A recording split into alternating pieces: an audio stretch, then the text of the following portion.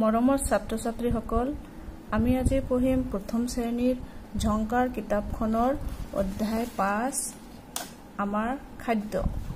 লগতে থাকিব সাপ্তাহিক পৰিকল্পনা অনুসৰি মৌচাক আৰু কাৰ্যপত্ৰৰ কাৰ্যাৱলীসমূহ। গতিকে পলম নকৰি ভিডিঅ'টো আৰম্ভ কৰিছো। পাঠ 1 খিচিৰিৰ সোৱাদ। শুনো আহা। আজি বহুদিনৰ মূৰত তিলতিলহঁতৰ ঘৰলৈ তাৰ আইতাক আহিছে। আইতাকে এখন মোনাত ঢেৰ শাক পাচলি লৈ আহিছে। আলু, কচু, বেঙেনা, ৰঙালাও আদি ডলা এখনত তেওঁ উলিয়াই দিলে। আইতাকে অনা লাৰুৰ টেমাটো তিলতিলে নিজৰ লগতেই ৰাখিলে। সি তাৰে এটা মুখত দি ক'লে, বাহ, কি মজাৰ সোৱাদ। পিছে পাচলিবোৰ যে কেতিয়া শেষ হ'ব। পিছদিনা ৰাতিপুৱা তিলতিল খোৱাৰ মেজত বহিল। মাকে তিলতিলক এখন থালত খিচিৰি খাবলৈ দিলে। গাজৰ, বিন আদিৰে ৰংচঙীয়া খিচিৰিৰ থালখনলৈ তিলতিলে চালে। সি খাওঁ নাখাওঁকৈ খিচিৰি মুখত দি চালে। বাহ, ইমান যে সোৱাদ।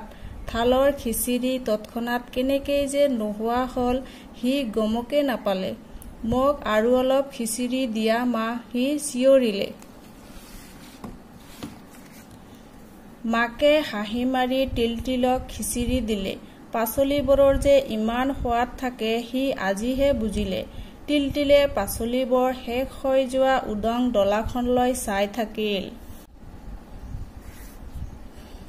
ইয়াৰ পাছত আছে কথা পাতো আহা। ক নম্বৰ, তিলতিলহঁতৰ ঘৰলৈ কোনে পাচলিবোৰ আনিছিল? তিলতিলহঁতৰ ঘৰলৈ আইতাকে পাচলিবোৰ আনিছিল। খ নম্বৰ, খিচিৰিত কি কি পাচলি আছিল? খিচিৰিত আছিল গাজৰ, বিন আদি আছিলে। গ নম্বৰ, কাহিনীটো নিজাববীয়াকৈ কওঁ আহা। এইটো তোমালোকে নিজৰ ভাষাত কাহিনীটো কবাচোন। ঘ নম্বৰ, লাৰুৰ টেমাটো তিলতিলে কিয় নিজৰ লগতেই ৰাখিছিল? কাৰণ লাৰুকেইটা বৰ সোৱাদ লগা আছিল। তুমি কি কি মিঠাই খাই পাইছা? তুমি কি কি মিঠাই খাইছা কবা। ইয়াৰ পাছত আছে ডলাখনত থকা শাক পাচলিবোৰৰ নাম কওঁ আহা। ইয়াত কি কি শাক পাচলি আছে?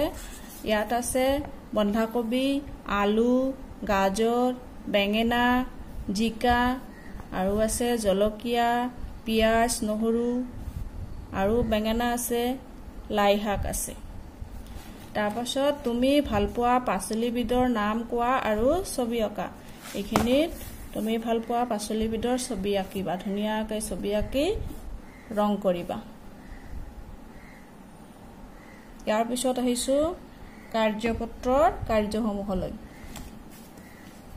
কাৰ্যপত্ৰত আছে কাৰ্য নম্বৰ 1, মাজৰ দন্ত্য স আখৰৰ সৈতে কাষৰ দন্ত্য স আখৰবোৰ আঁচ টানি মিলাও আহা।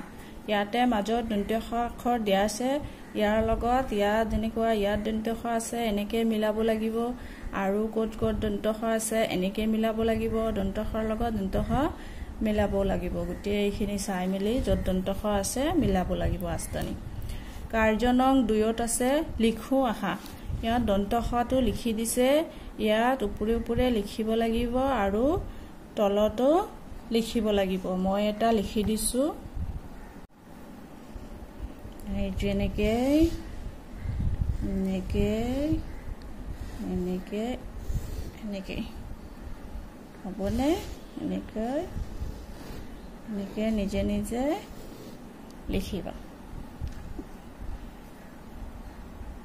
তাৰপাছত আছে কাৰ্য নম্বৰ 3, লগ লগাই লিখো আৰু পঢ়ো আহা। দন্ত্য স বৰ্গীয় জ ইয়াত লিখিব লাগিব সজ, ৰ দন্ত্য স ৰস, সাপ, সৰল, সবল, সজাগ। তাৰপাছত আহিব কাৰ্য নং 4, পঢ়ো আহা। এইকেইটা পঢ়িব লাগিব। সমৰ, সৰল, মন, সবল, সাপ, কাপ, শিয়াল আৰু ৰস। এইখিনি আছিলে কাৰ্যপত্ৰৰ প্ৰথম দিনৰ কাৰ্যসমূহ তাৰ পিছত আহিব মৌচাক মৌচাক কিতাপখনৰ 14 নম্বৰ পৃষ্ঠাত পঢ়িব লাগিব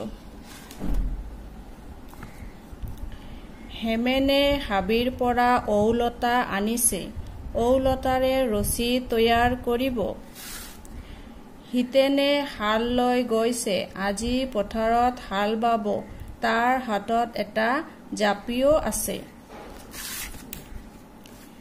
বগাজান চাহ বাগিচাত আজি মেলা ভনিতা আৰু ৰিমাই হাতে হাত ধৰি মেলা চাবলৈ গৈছে ভৈৰৱ এইফালে আহা বজাৰত ঔ ওলাইছে বলা ঔ আনিম আকৌ এবাৰ পঢ়ি দিছো হেমেনে হাবিৰ পৰা ঔলতা আনিছে ঔলতাৰে ৰছী তৈয়াৰ কৰিব হিতেনে হাল লৈ গৈছে আজি পথাৰত হাল বাব তাৰ হাতত এটা জাপিও আছে বগাজান চাহ বাগিচাত আজি মেলা ভনিতা আৰু ৰিমাই হাতে হাত ধৰি মেলা চাবলৈ গৈছে ভৈৰৱ এইফালে আহা বজাৰত ঔ ওলাইছে বলা ঔ আনিম